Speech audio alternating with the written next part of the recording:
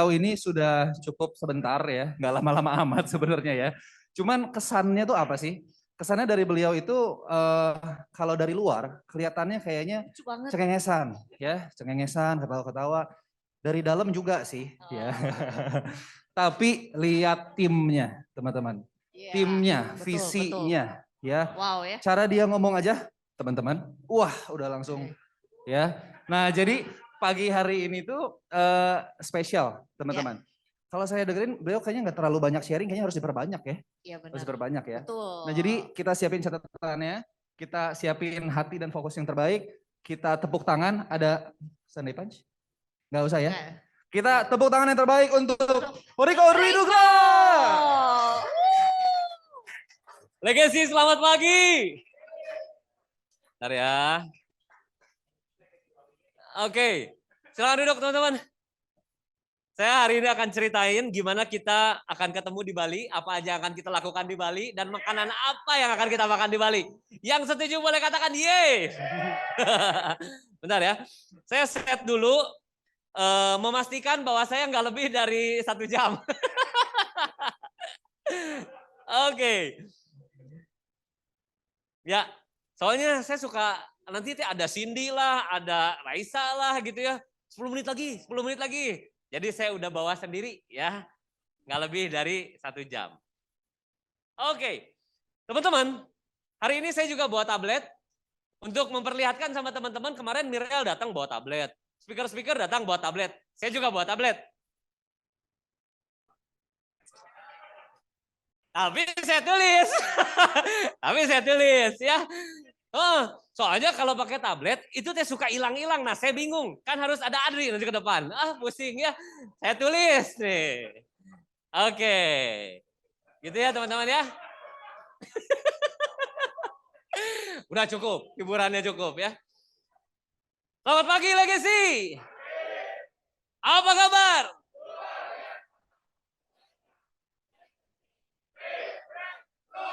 Boleh kasih aplaus dong teman-teman buat saya. Oke, silakan duduk. Teman-teman yang di online, teman-teman yang di onsite, kalau tadi Mike bilang, harusnya Riko lebih sering. Nanti kalau teman-teman benar-benar pada ngejar, stres, saya akan sering diundang. Tapi kalau kayak sekarang, teman-teman santai-santai aja, saya akan jarang diundang. Saya itu khusus kalau teman-teman lagi stres, gitu ya. Oke.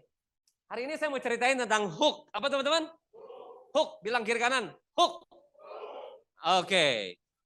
Ya. Lihat teman-teman yang mukanya nyebelin, bilangnya gini. Hook, gitu ya. Biar dia bangun, saya punya satu story teman-teman ya. Punya satu cerita dari kakek saya tercinta. Kakek saya umurnya hari ini udah mendekati 90 tahun nih Desember ini nih ya. Jadi udah tua banget, kayak Victor lah, kayak Victor. Boleh dikasih lihat fotonya? Nah, ini foto kakek saya nih, ada banyak kisah. Kita pernah dengar, nih yang ini nih ya. Mana? Nih yang ini nih. Ya. Kasam pernah bilang sama kita, pernah dengar gak tarik busur? Ya, Kasam pernah cerita tentang itu ya, tentang history. Tarik busur ke belakang. Semakin kita banyak belajar dari pendahulu-pendahulu kita, maka semakin kita menjadi bijaksana, katanya gitu. Sebentar ya teman-teman, saya lama-lama ini ada bau kebakaran atau apa, ternyata bau mulut saya sendiri. Saya baru ngeh, saya pikir, aduh kebakaran. Ternyata bau hangit itu keluar dari mulut saya sendiri, teman-teman ya. So, saya mau cerita. Udah tuh jangan ketawa, saya mau cerita ini. Cerita saya serius, bicara tentang kakek saya. Ya. Jadi saya mau teman-teman, saya mau ceritain sesuatu tentang kakek saya dan saya belajar banyak dari kakek saya. Engkong saya ini adalah orang yang konsisten, teman-teman. Ya. Dulu saya pernah diajak mancing sama engkong saya ketika mungkin saya masih SD lah. Kenapa saya bilang engkong saya konsisten? Waktu saya masih SD, engkong saya itu udah tua. Dan sampai hari ini dia tetap tua, teman-teman. Nih, ya. Tetap tua sampai hari ini. Berarti dia tuh konsisten banget. Padahal sayanya udah punya anak 2. Tapi dia nggak berubah, dia tetap tua, teman-teman. Yang kedua saya jadi ngeh ketika ngelihat, kan tadi malam saya bilang, Teh minta foto yang ada engkongnya. Maka dikasihlah sama Teh foto keluarga.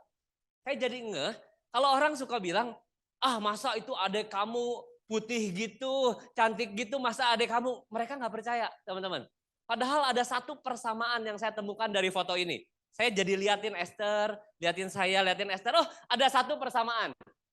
Ya, samaannya ini nih saya, ini Esther nih ya.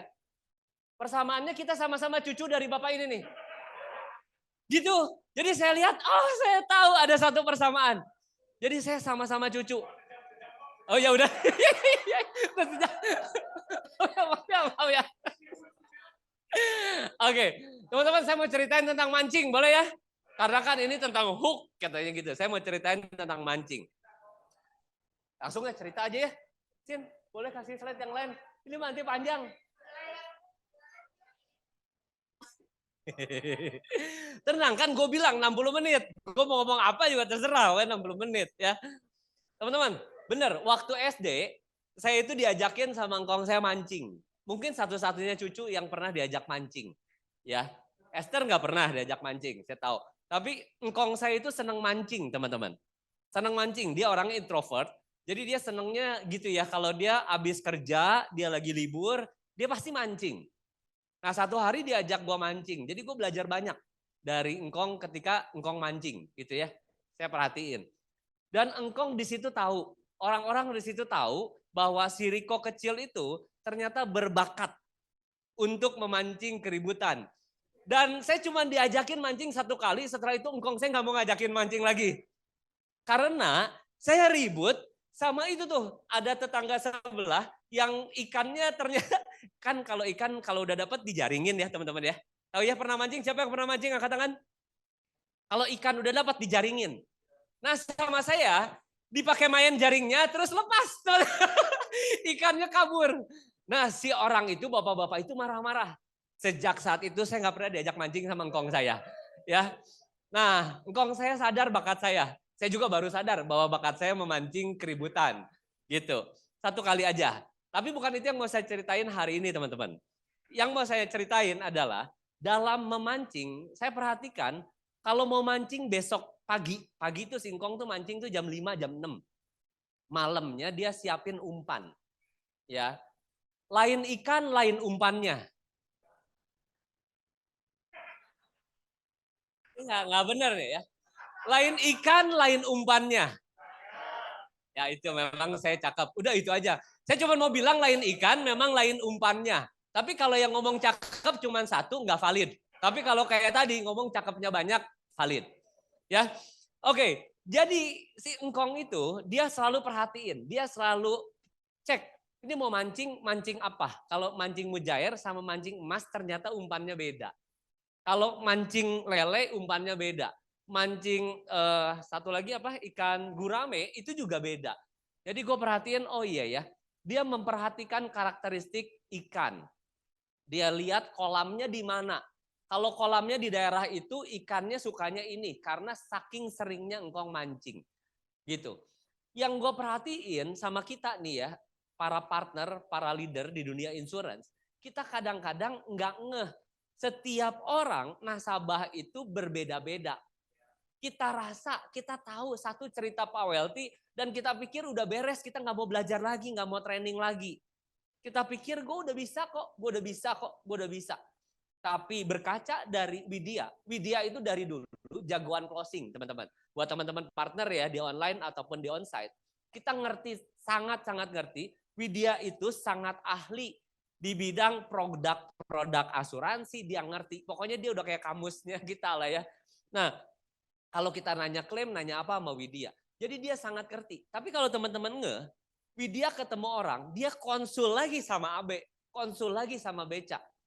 Ya, lain nasabah, itu lain pendekatannya. Jadi dia tanya, berapa banyak para partner yang lu ngerasa, gua ngerasa, kita udah jagoan banget sampai nggak butuh training. Sampai kita ngerasa, udahlah ketemuin aja. Mending kalau ketemuin aja, nggak ketemu lagi ya. Diam-diam di rumah, berharap dapat ikan. Itu sama kayak si engkong nih ya, diem di kamarnya dan berharap ikannya nyangkut di jaringnya. Itu dari mana ceritanya? Ya, lain ikan, lain umpannya. Preparation, teman-teman. Persiapan. Nggak ada satupun orang profesional melakukan profesinya tanpa persiapan. Yang gawatnya adalah kita rasa kita profesional, kita nggak lakukan persiapan, dan kita pengen hasilnya seperti yang kita dengar dari Widya. Itu teh gimana ceritanya? Kau bilang kiri kanan persiapan. Persiapan. Kalau kita datang training itu adalah salah satu bagian dari persiapan. Kalau kita tadi dengerin Widya ya, berdoa, list doanya ada calon-calon nasabahnya, didoain kesehatannya, didoain bisnisnya. Itu adalah salah satu bagian dari persiapan. Gak ada satu orang pun yang hebat di dunia ini tanpa persiapan. Ya, gak ada satu klub bola yang menang juara dunia tanpa persiapan. Gak ada olahragawan manapun menang lomba, menang medali emas tanpa persiapan. Jadi please make sure persiapan. Semakin matang persiapan lo, semakin pede lo menghadapi nasabah lo. Oke teman-teman, bisa bungkus ya? Oke. Yang kedua, nggak pernah tahu ikan adanya di mana. Ini yang gue perhatiin dari engkong. Iya ya, nggak pernah tahu ikan ada di mana. Gue perhatiin apa yang dia lakukan. Kan itu kolam kan butek tuh ya, airnya hijau tuh. Dan kita nggak tahu ikannya ada di mana. Maka yang dilakukan adalah dua cara. Cara yang pertama adalah ini. Ini. Lempar kail. Lemparnya kemana? Kemana aja. Lempar kail. Karena lu nggak tahu ikan ada di mana. Lempar kail. Nah ini mirip teman-teman sama kita ngomongnya di dunia asuransi. Tapi kita nggak pernah ketemu orang. Nggak pernah cerita program asuransi. Lu nggak pernah lemparin kail lu. Gimana orang tiba-tiba mau datang ke rumah lu, ketok pintu kamar lu, yang lu masih kucek-kucek mata dan bilang, gue mau bikin asuransi dong. Gue punya budget 726 juta setahun. Gue mau bikin sama lu. Gimana teman-teman? Lempar kail. Bersyukur sekali kita boleh dengar hari ini dari Widya. Widya dengan semua kesibukan. Sampai makan aja gendong Ko Alfred. Makan sama Ko Alfred gendong anaknya. Maksudnya gitu ya. Artinya sibuk banget. Tapi dia tahu kalau dia nggak keluar ketemu orang, dia tidak melemparkan kail, dia tahu bahwa nggak akan ada closingan. Dia tahu bahwa sahabatnya akan pergi ke New York sendirian. Berdua sama Beca lah. Ya Beca sama Abe cuman pergi ke New York terus ngetawain Widya. Hihihi, lu di Bangkok ya. Kata gitu. Tapi dia tidak membiarkan itu terjadi. Bener Wid? Wid bener Wid? Gue juga tuh Wid. Ya. So teman-teman, lempar kail. Semakin lu bisa melempar kail, semakin lu lakukan lempar kail, maka akan ada kemungkinan ikannya dapat, teman-teman. Ada resiko nggak lempar kail? Bisa ada resiko. Resiko pertama yang pernah gue lakukan, ini juga ya, mungkin yang kedua diperhatiin sama si Ingkong, makanya nggak pernah diajak lagi. Gue lempar kail, kailnya itu nyangkut di kepala orang sebelah. Orang sebelah waktu gue mancing teman-teman, itu ganti 3 kali. Jadi sebelah yang ribut itu ya, akhirnya Engkong minta maaf dan lain sebagainya, dia pindah ke lapak yang lain. Ya, ada orang baru nih duduk di situ. Nah, itu yang gue lempar kailnya, nyangkut ke kupingnya. Engkong minta maaf lagi sama orang itu ya. Dia pindah lagi. Nah, lempar kail ada kemungkinan, kailnya itu nyangkut di kita, nyangkut di orang lain. Ada kemungkinan. Tapi percayalah kalau kagak dilempar itu kail, kagak dapat ikan. Ya, ada kemungkinan. Nah, gimana memperkecil kemungkinan kailnya melukai kita? Caranya nanti gue akan bahas di segmen kedua. Asik ya? Asik kan teman-teman? Asik kan? Yang kedua, ada cara, ya ingetin ya, lempar kail supaya nggak menyakiti.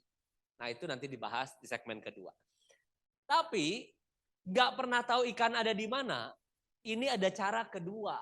Cara kedua yaitu tebar umpan di area kita, bangun komunitas ikan. Ditebarin tuh ya si umpan tebarin, si ikan teh jadi nyamperin. Oh, gue pikir iya ya, pintar juga sih engkau.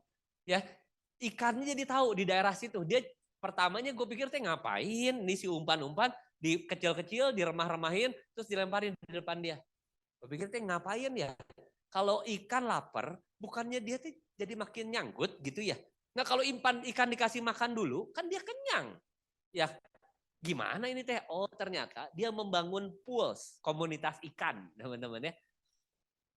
Nah kita juga bisa, ini gue belajar dari Edo. Edo masuk ke komunitas bulu tangkis. Dia kenal, dia bangun pools di komunitas bulu tangkis. Kalau lu jadi orang nyebelin, itu lu sedang bukan memberikan umpan untuk mereka datang, bukan. Lu memberikan racun untuk mereka pergi, teman-teman ya. Jadi make sure kita jadi pribadi yang menyenangkan. Bilang kiri kanan, jadi pribadi menyenangkan. Seneng orang teh. Gimana sih cara jadi pribadi menyenangkan? Sederhana. Satu kalimat teman-teman. Pikirin orang lebih dari diri lu sendiri. Itu jadi pribadi menyenangkan. Kalau lu ketemu orang di bulu tangkis misalkan, ketemu orang main di bulu tangkis, orangnya banyak omong. Ntar dulu ya, gue mau bales bisa aja sih, tapi pikirin gimana caranya dia bisa happy ketika ketemu gue. Gimana caranya ya, dia bisa nyaman ketemu gue. Kalau lu ngomong tinggi dan gue balas dengan ngomong, kakak rek sakit itu mah biasa, nyemes segitu mah biasa, eta mah bodoknya nih. Atuh lu akan dimusuhin teman-teman. Ya, make sure jadi pribadi yang menyenangkan. Coba lu pikirin kalimat ini, ya, yaitu pikirkan orang lain lebih dari diri lu sendiri. Gue belajar kenapa Edo kok bisa ya di satu komunitas akhirnya orang pada deket mau closing sama dia. Coba lu datang di komunitas dan lu nya nyebelin. Gimana orang mau closing sama lu? Yang ada orang diceritain sama lu, bikinnya ke si Edo lagi, gitu ya. Jadi please teman-teman, tabur umpan di sekitar kita. Dimanapun kita berada. Tabur umpan bikin komunitas ikan. Setuju teman-teman? Bilang kiri kanan, tabur umpan. Tabur umpan. Umpan terbaik adalah jadi pribadi yang menyenangkan.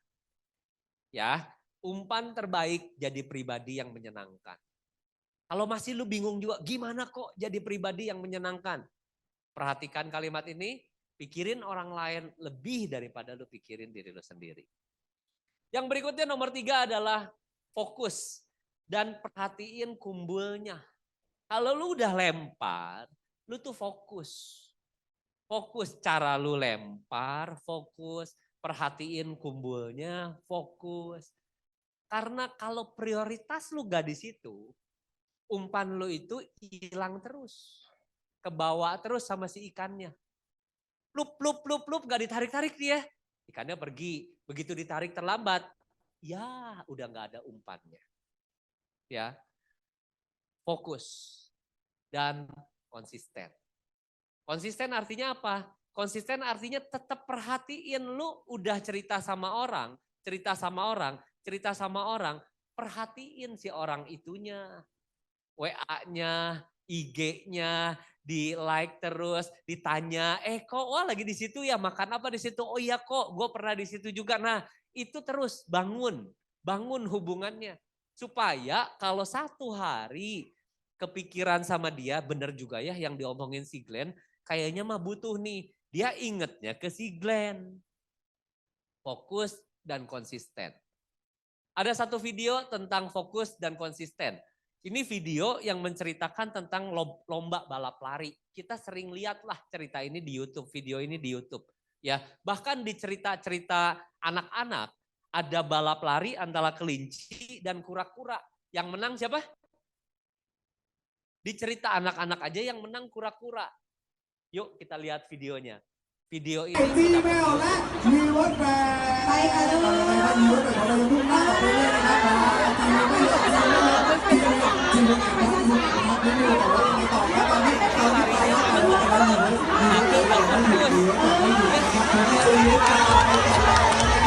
ังไงต่อครับตอนนี้เราที่ไปแล้วไปแล้วยีเวิร์ดยีเวิร์ดไม่อยู่ยีเวิร์ดไม่อยู่นะครับยีเวิร์ดไปต่อไปต่อเดี๋ยวนะเดี๋ยวนะเดี๋ยวนะจีเมลจีเมลจีเมลจีเมลจีเมลจีเมลมาจีเมลwalaupun lambat, tapi dia konsisten, ya, dia jalan terus. Dan kita lihat kura-kura nggak ada leadernya di depannya manggil-manggil, enggak. Tapi kura-kura itu tahu, yang di depan itu tahu, dia jalannya ke situ tuh. Ah, gua mah pokoknya jalan aja lah. Yang konsisten bisa lebih menang daripada yang punya skill lari cepat tapi nggak fokus. Ya, kita dari bulan Januari sampai bulan November, video ini cocok. Video itu cocok tuh ya. Orang-orang yang fokus dan konsisten mulai memperlihatkan hasilnya. Yang nggak fokus kelihatannya kayak pelari cepat, kelihatannya kayak marketnya besar, kelihatannya kayak oh ini orang pinter ngomong, tapi kemana hari ini? Nggak ada.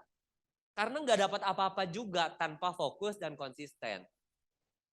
Tapi di final sprint, lu jangan jadi kura-kura. Karena nggak kemana-mana. Ya, udah masa persiapannya di kura-kura udah selesai. Udah fokus dan konsistennya udah selesai. Di final sprint, kita perlu perhatikan video ini. Next it. Ini video pelari tercepat di dunia namanya Cheetah. Ketika dia udah ngeliat satu buruannya, ini star clubnya dia nih. Ini Bangkoknya dia nih. Ini AD-nya dia nih. Dia maksimalin larinya teman-teman.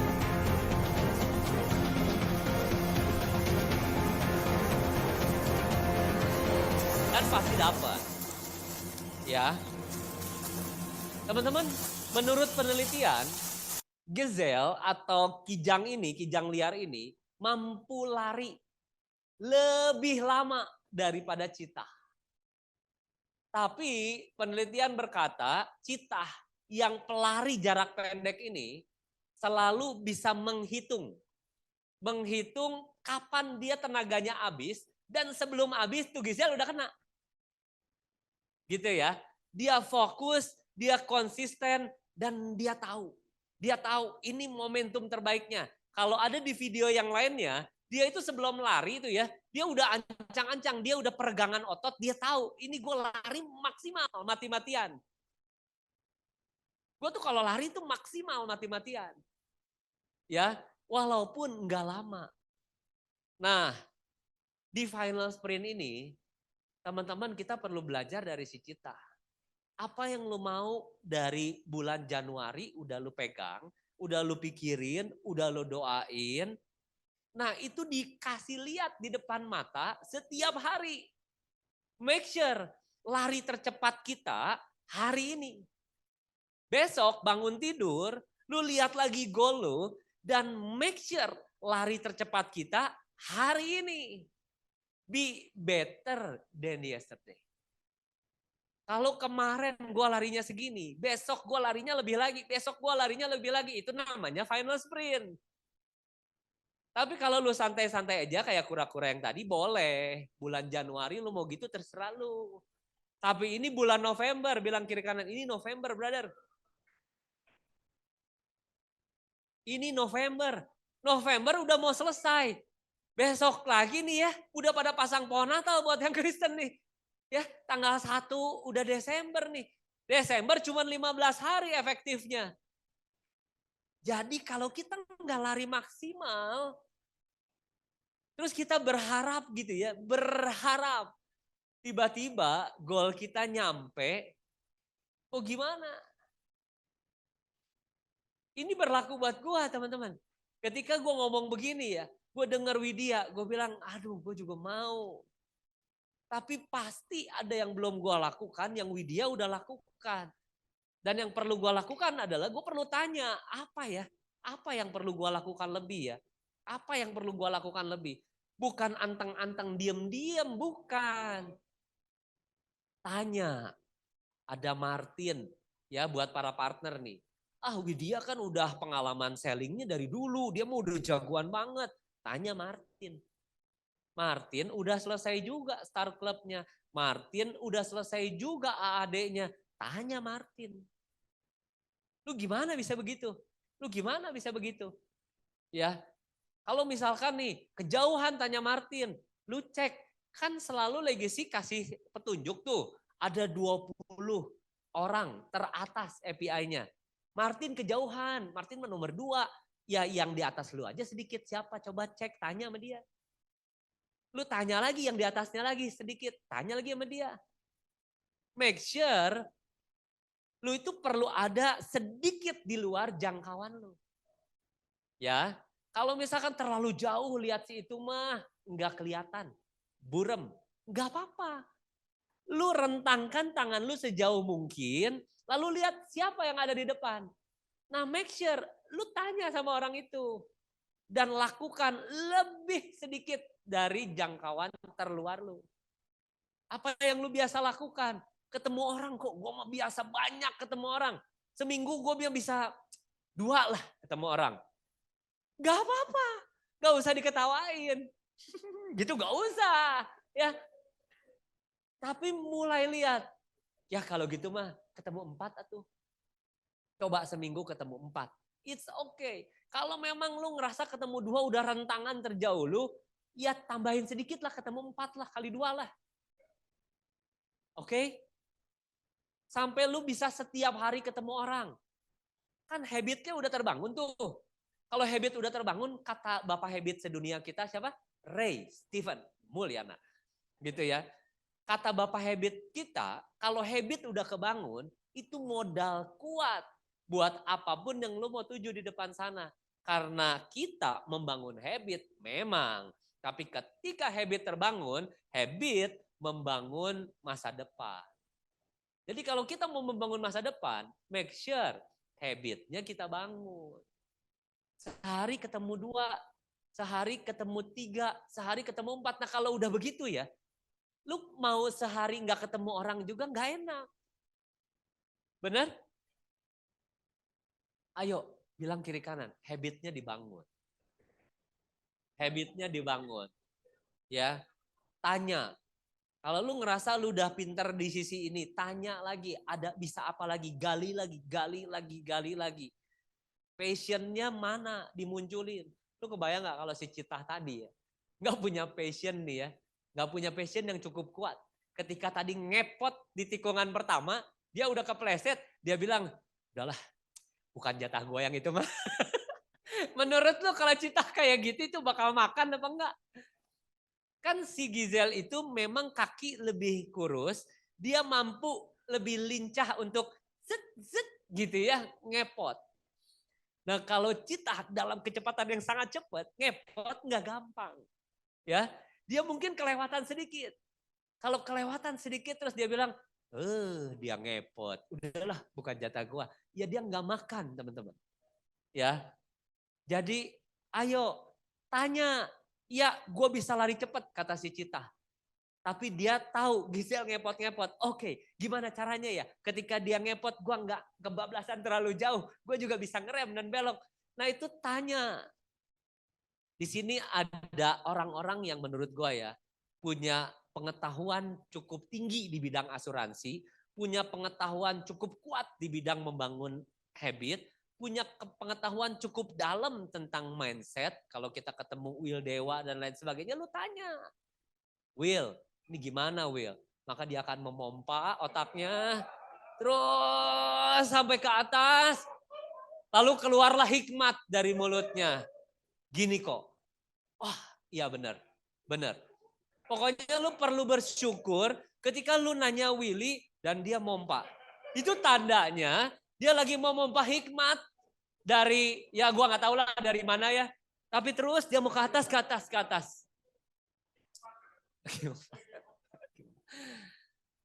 Nah jadi teman-teman, make sure untuk kita terus berlari di detik-detik terakhir. Ya, fokus dan konsisten. Bilang kiri kanan, fokus dan konsisten. Yang keempat yang saya pelajari ketika engkong saya mancing adalah ini. Yang keempat bicara tentang ikan yang udah nyangkut di kukumbulnya ya. Maka disitulah dia pakai effortnya lebih, fokusnya lebih untuk dia golong, untuk dia tarik tuh si kenurnya itu ya, si benangnya itu, tarik, ya gitu, terus tarik, ya gitu ya. Ah itu tuh fun banget. Yang lucunya kita kadang-kadang di dunia asuransi nggak menganggap bahwa itu satu hal yang fun. Ketika kita lagi follow up, ketika kita lagi telepon orang, orangnya belum mau, kita tidak tertantang untuk kita mikir apa ya yang perlu saya katakan supaya dia berubah pemikiran, berpindah pemikiran dari tadinya bilang saya asuransi mah enggak lah, sampai akhirnya dia bilang, oh gitu ya, tapi saya enggak janji beli ya. Ah itu udah berubah tuh pemikiran tuh, ya. Nah kalau pemancing, begitu dia narik, ini ikan kadang-kadang ngelawan tuh. Ikan nggak nurut teman-teman. Ya, begitu dia udah kukumbulnya ketarik, terus si pemancing bilang gini, enggak begitu. Terus ikannya datang sendiri gitu ya, enggak. Dia ngelawan teman-teman. Wah ditarik, polos lagi, ditarik terus. Kalau ikannya gede, lu nggak boleh tarik terus-terusan. Itu kenur bisa putus. Gue pernah trolling, pernah mancing di laut ya. Ikan-ikan tuna, ikan-ikan barakuda, itu kalau nyangkut dan dia masih punya tenaga yang cukup teman-teman, ya itu adalah kesenangannya buat si pemancing. Tarikannya, wah tarik terus, ulur, tarik terus. Itu kesenangannya. Serunya di situ. Buat kita teman-teman, ya kalau kita telepon, baru juga di say no sekali, terus kita udahlah gue gak akan telepon lagi si orang ini seumur hidupnya si asing paeh. Enggak gitu teman-teman, enggak gitu. Kita telepon lagi tanya kabar.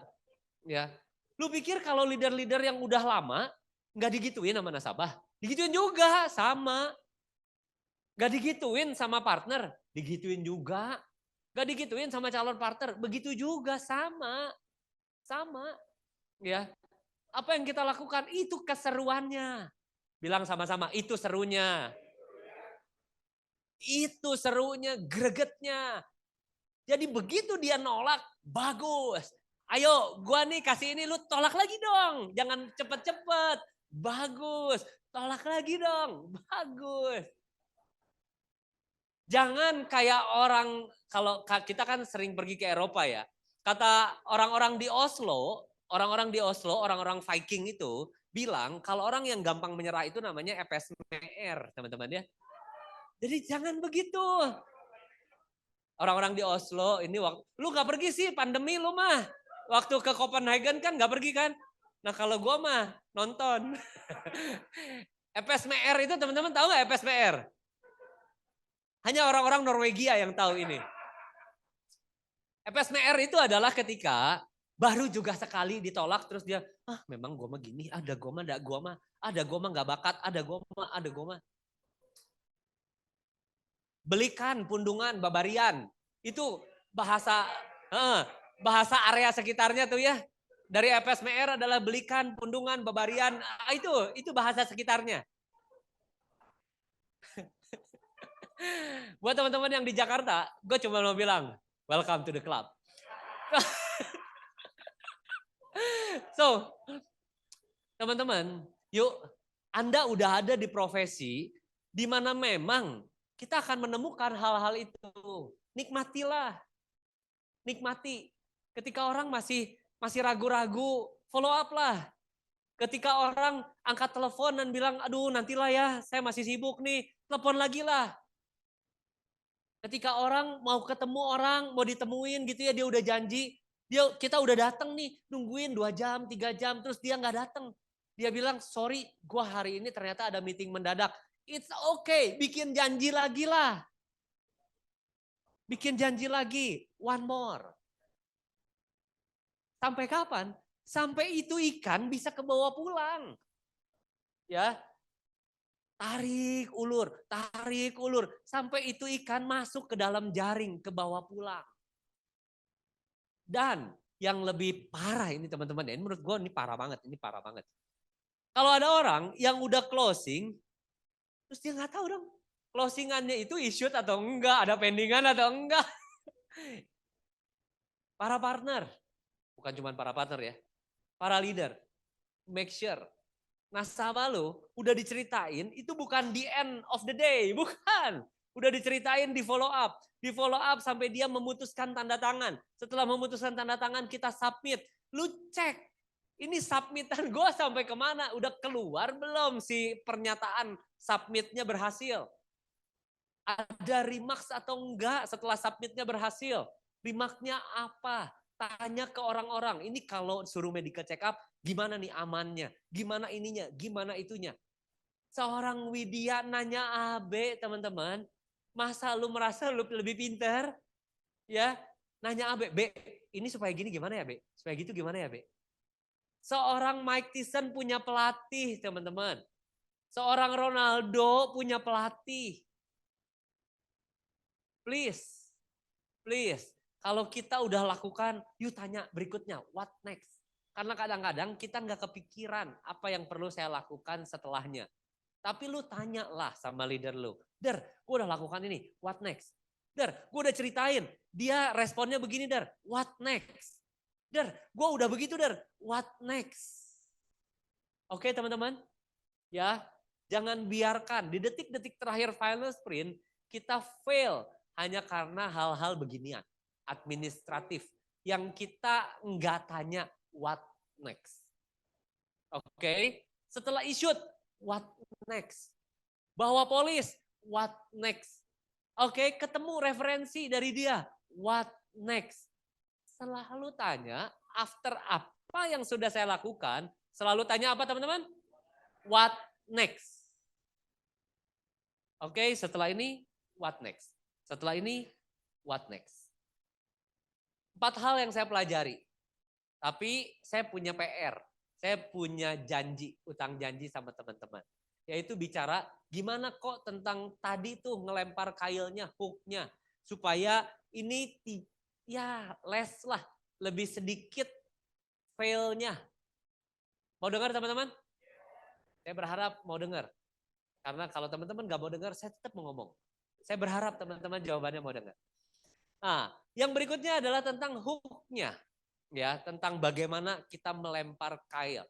Di dunia insurance ada 3 hook yang teman-teman, saya selalu ulang ini berkali-kali. Teman-teman bosan, syukur. Teman-teman nggak bosan, syukur. Ya, hooknya adalah tentang janji temu. Seringkali kita fail di janji temu yang membuat kita nggak bisa bergerak what next. Karena janji temu kita aja, kita ngerasa ini berat banget dan saya kayaknya gak mau lakuin ini. Gitu. Ya.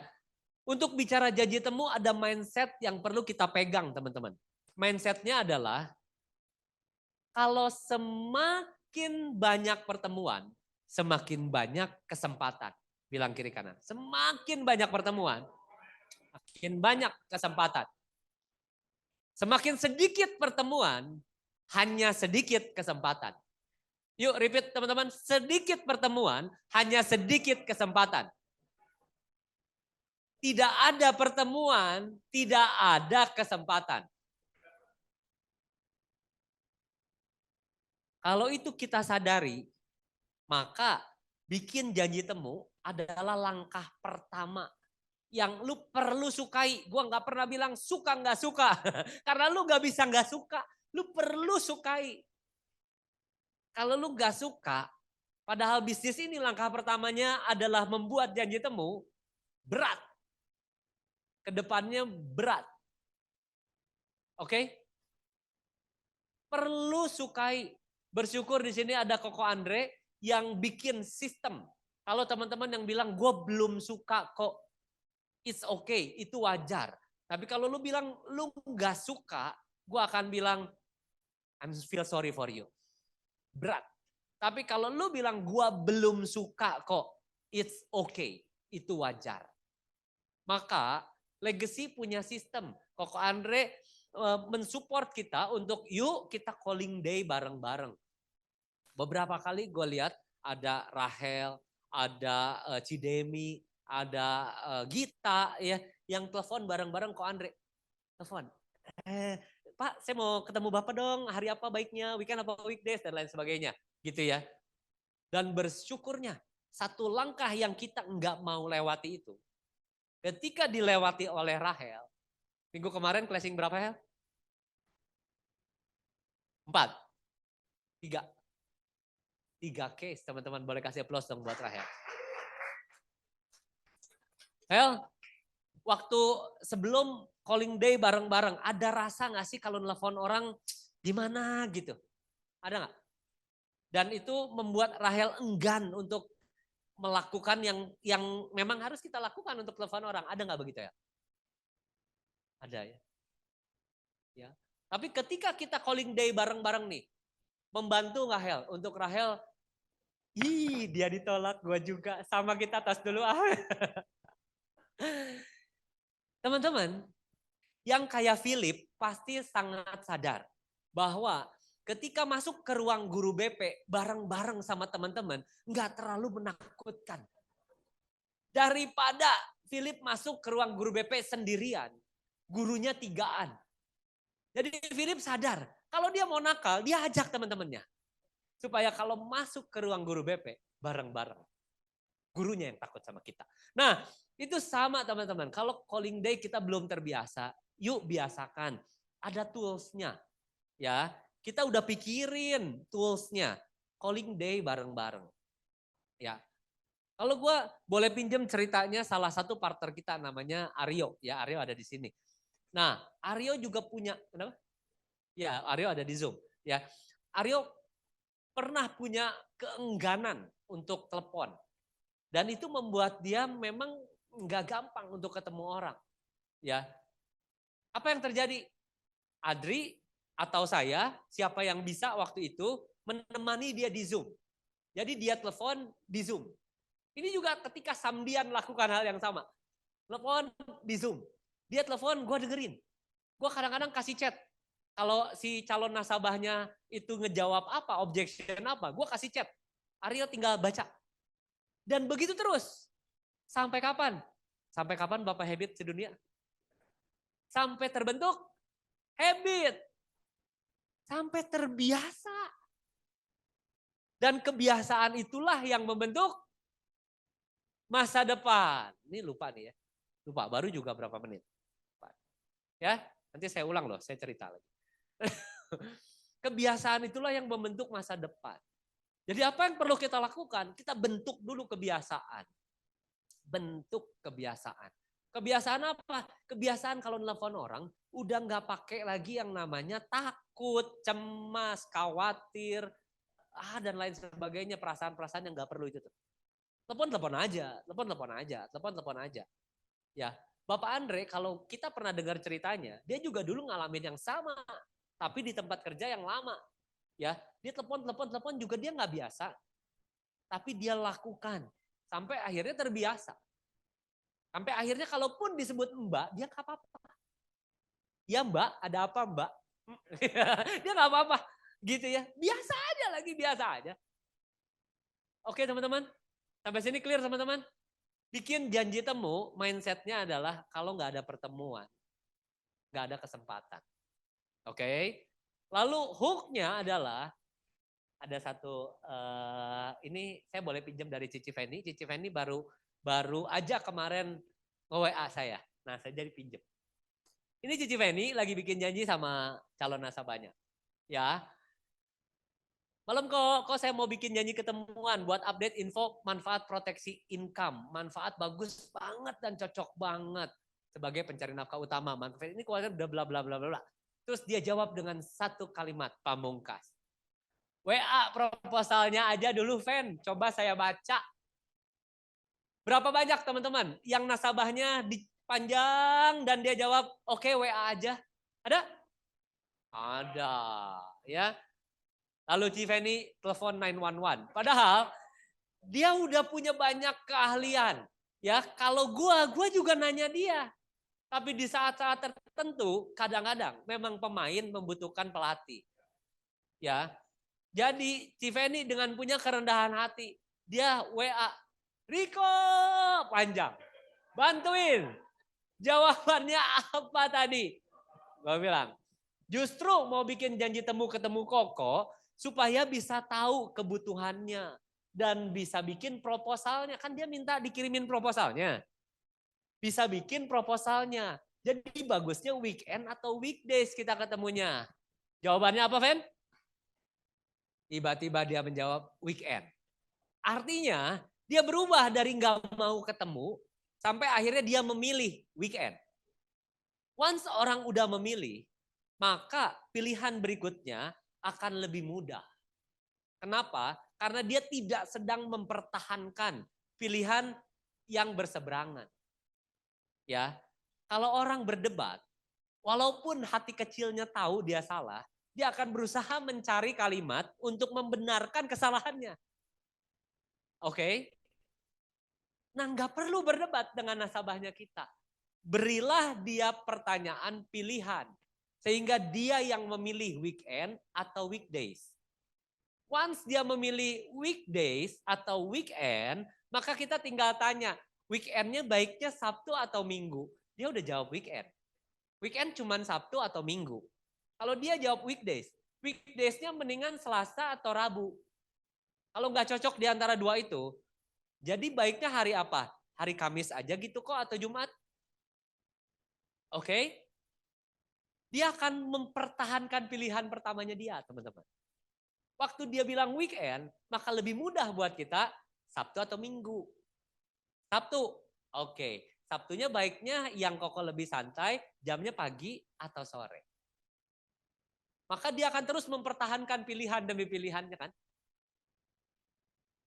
Hook yang pertama tentang bikin janji temu. Bukan ngabaceo di telepon untuk cerita programnya. Sehingga dia merasa sudah tahu programnya. Kan lu udah bilang programnya sama gue. Dan gue udah say no. Tidak ada pertemuan. Tidak ada kesempatan. Sedikit pertemuan. Sedikit kesempatan. Banyak pertemuan. Banyak kesempatan. Tentang janji temu. Itu yang saya lakukan.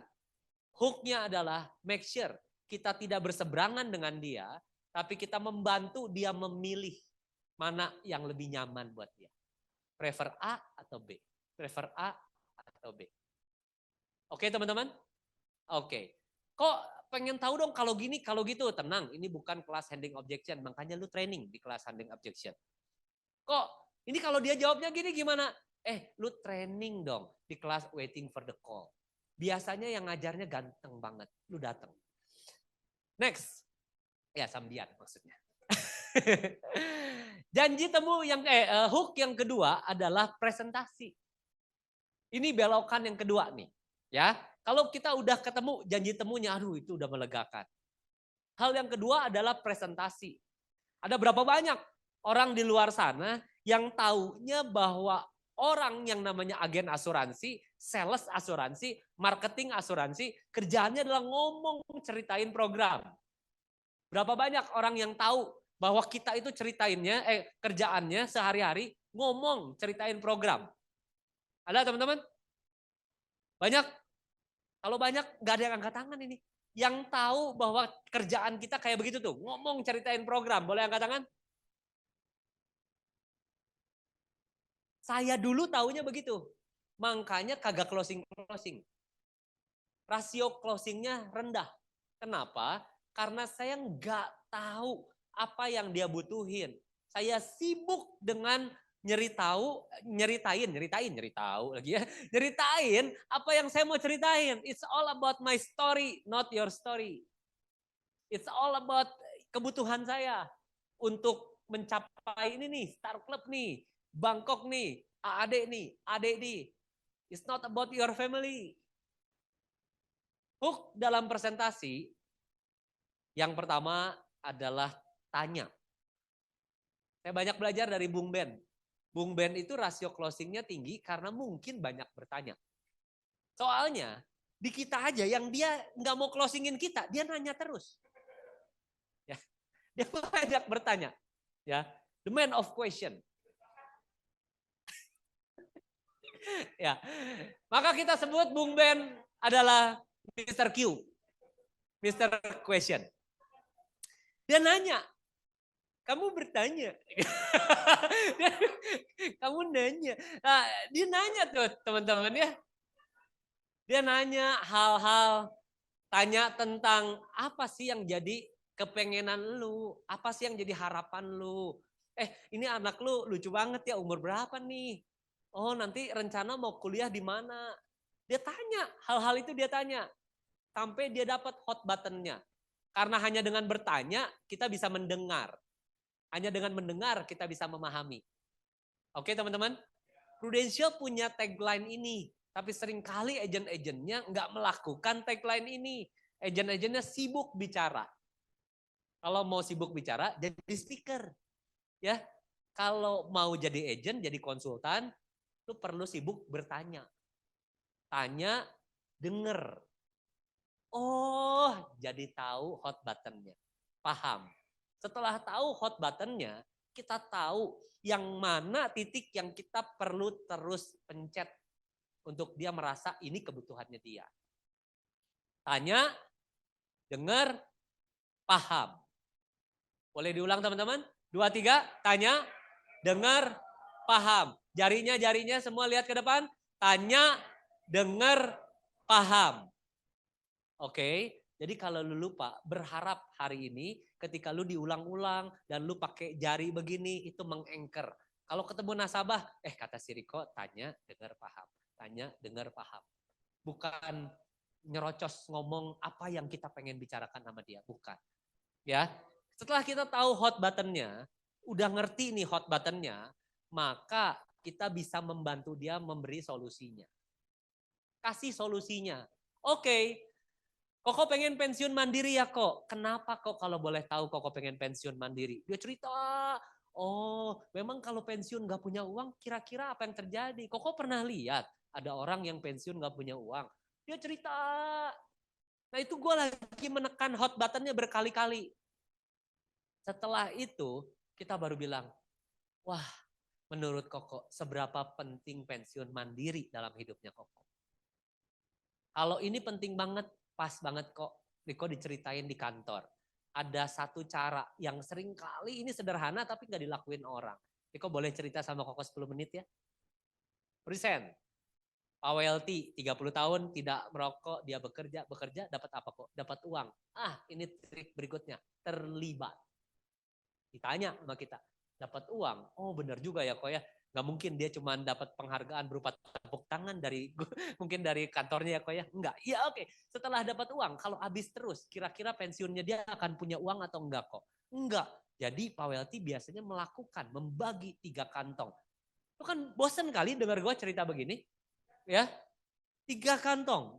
Setelah itu ini bicara proteksi. Proteksi itu untuk melindungi kok. Jadi bukan investasi, justru melindungi investasinya Koko yang untuk pensiun nanti mandiri. Kok dalam proteksi ada segitiga ini nih kok.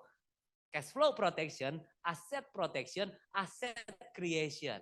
Nah dari antara 3 ini kira-kira yang mana yang menurut Koko yang Koko mau dengar dulu? Oke, dia bilang cash flow protection, barulah masuk black card. Jadul, modern. Nih Pak Welty kok punya 2 cara, jadul dan modern. Yang jadul dulu saya ceritain ya kok. Ini. Tanya lagi sama dia. So menurut Koko, mana yang lebih aman untuk Koko menjaga masa pensiun Koko nanti? Menjaga uang-uangnya Koko nanti. Cara jadul atau cara modern? Dia pasti akan jawab modern. Oke kok, bersyukur banget hari ini Riko ketemu Koko. Orang yang mempertimbangkan, orang yang mikirin untuk keluarga dan masa depan. Koko nggak mau untuk ada di usia pensiun yang nyusahin orang. Nah itu gue pencet lagi hot buttonnya tuh. Oke. Setelah itu, nah sebagai bahan pertimbangan kok, Riko akan bikinin ilustrasi. Menurut Koko, ilustrasinya kasih. Ingat di preparation? Ya, ingat di tadi tuh yang umpan, mempersiapkan umpan? Kasih mana A, B, C, D yang dia akan pilih. Negaranya negara mana kok? Oke, negara ini. Oke, sekamar sendiri atau berdua kok? Ini, oke. Riko akan bikinin pertimbangannya ya kok. Supaya Koko nanti punya pertimbangan lebih holistik, lebih matang. Baiknya, Riko ketemu Koko lagi besok apa lusa? Tunggu. Oke, sampai dia bilang, lusa. Oke kok, lusa berarti hari ini. Riko cek agenda ya kok. Cek agenda. Oke, Riko ada waktu kosong jam segini atau jam segini. Koko prefer yang mana? Beres teman-teman? Maka pertemuan kedua. Pertemuan kedua kita lakukan presentasi yang kurang lebih mirip. Hot buttonnya masih kita pegang. Tulisin di agenda lu. Koko ini pengen pensiun mandiri karena dia punya pengalaman begini, begitu, begini. Tulisin di agenda. Jadi ketika presentasi kita buka dengan hot buttonnya dia. Hot button buka. Koko kemarin ketemu Koko cerita, Koko ada pengalaman begini, dan Koko pengen untuk pensiunnya Koko mandiri supaya tidak mengulang sejarah dalam keluarga Koko dan lain-lain. Selesai? Lalu ini kok pertimbangan yang sudah Riko buat. Ceritain programnya, terus dia bilang, kok menurut Koko lebih cocok yang mana? Cocok yang sampai Singapura, seluruh Asia, atau cocok yang sampai Malaysia aja menurut Koko cukup? Oke, dia memilih dan dia bilang oke kok, tugas Riko. Nah, kita masuk di hook yang ketiga. Presentasi selesai, teman-teman ya. Jadi make sure, tanya, dengar, paham, terlibat. Setelah kita tahu hot buttonnya, pencet terus hot buttonnya, terlibat. Dia dilibatkan dalam situasi. Oke, setelah itu baru powerful closing. Ada banyak partner yang udah denger tapi nggak dilakuin. Tapi gue mau dengerin hari ini satu kali lagi. Ya, powerful closing bukan berkata, oke kok jadi gimana? Apanya yang gimana? Ya, powerful closing selalu berkata, baik kok setelah Koko mendengar semua tadi penjelasan Riko tentang program yang Singapura dan Malaysia. Ada yang mau ditanyain dulu tentang dua program ini kok? Enggak ada. Nah, jadi Koko lebih prefer yang mana? Singapura atau Malaysia? Singapura. Oke kok. Tugas Riko memang hanya menceritakan benefitnya untuk melindungi yang tadi Koko bilang. Yaitu masa pensiun yang punya uang sendiri, nggak mau nyusahin anak. Tugas Riko hanya sampai sini kok. Yang berikutnya tentang Koko diterima atau nggak diterima, itu adanya di tangan Prudential. Karena berkaitan dengan histori kesehatan. Riko bantu dulu ya kok, untuk histori kesehatannya Koko. Tinggi berat badan Koko berapa? Gua nggak kasih jeda. Riko bantu dulu ya kok, boleh ya kok? Enggak. Riko bantu dulu ya kok, untuk histori kesehatannya Koko. Tinggi berat badan Koko berapa? Yang dia jawab tuh tinggi berat badan. Bukan Riko bantu dulu ya kok, bukan di situ. Tapi tinggi berat badan Koko berapa? Setelah itu masuk. Ingat, satu pilihan akan membuka dia kepada pilihan yang menguatkan pilihan pertama. Dia akan terus. Sampai terakhir kita tanya, kok lebih baik auto debitnya dari rekening atau dari kartu kredit? Dia akan memilih, kayaknya rekening aja lah, cocok kok. Dari rekening lebih pasti ya kok. Oke, kalau gitu Riko akan submit, nanti Koko akan mendapatkan notifikasinya. Nanti Riko akan follow up terus kok, berharap semuanya lancar dan Koko bisa segera punya perlindungan. Karena apa? Baru cerita yang kemarin kita udah belajar di hari Sabtu. Ya, hari Sabtu minggu yang lalu tuh, cerita testimoninya kita. Powerful closing story. Karena kok Riko pernah punya pengalaman.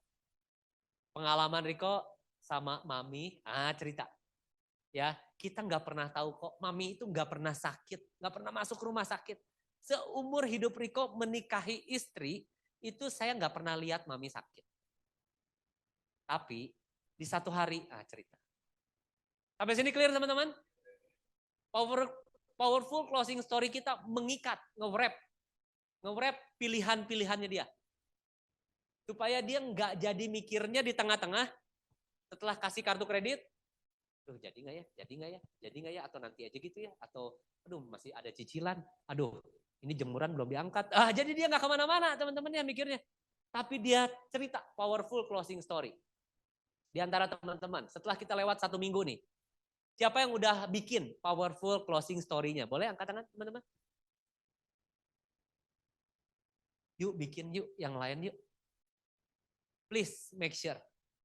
Belajar itu bukan hanya kita tidak tahu menjadi tahu. Bukan. Itu 25% proses belajar. Belajar itu 25%-nya lagi adalah melakukan apa yang kita tahu.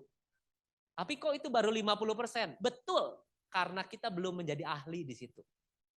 Mungkin powerful closing story-nya kita belum nyecep kalau orang bilang ya. Belum tajam, belum. Tapi yang perlu kita lakukan di 50% berikutnya, yang membuat kita menjadi mahir adalah kita mengulang menganalisa.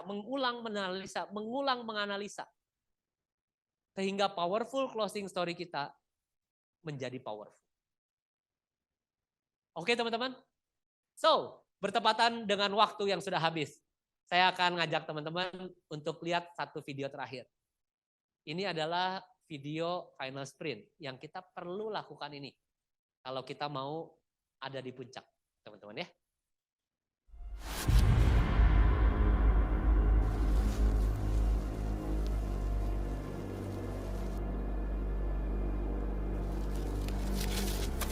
Ada satu iguana, teman-teman. Dia punya goal untuk dia ada di puncak bersama dengan Martin. But they can Jadi detect adik movement. tahun depan. Terus So ke if New the York. hatchling keeps Wah, its nerve, kayaknya it asik may nih. just avoid detection. Tapi dia lihat, dia ngintip. Ada musuh yang nggak pengen dia sampai ke puncak. Musuh itu namanya kemalasan. Iya kemalasan dia. Yang panjang ini nih ya. Kemalasan jalan pelan-pelan, pura-pura nggak tahu.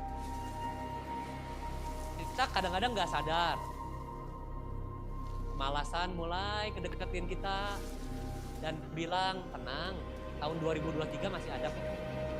Belum tentu kiamat tahun 2023. Kita mulai hampir kegigit sama kemalasan. Kita sadar, nggak bisa kata si Riko. Lompat dia teman-teman ya. Kemalasan datang sama teman-temannya. Namanya ketakutan, kekhawatiran, kecewa, marah sama leader. Dan lain-lain. Hal-hal yang membuat kita nggak akan nyampe lah kayaknya. Dan berhasil. Akhirnya kecewa sama leader berhasil untuk menggulung si iguana. Iguana datang training lagi hari ini karena pengen denger yang lucu-lucu aja lah. Ketika denger yang lucu-lucu, ada yang nyangkut nih. Saya lari lagi lah. Lari lagi dia. Lalu semua hal yang gak pengen dia berhasil terus kejar teman-teman sampai di penghujung tahun. Terus berusaha untuk menggigit si iguana. Nah, tantangan terakhir dilewatin. Closing 726 juta A API. near miraculous escape. Thank you teman-teman. Berharap teman-teman dapat sesuatu pagi hari ini. Selamat pagi.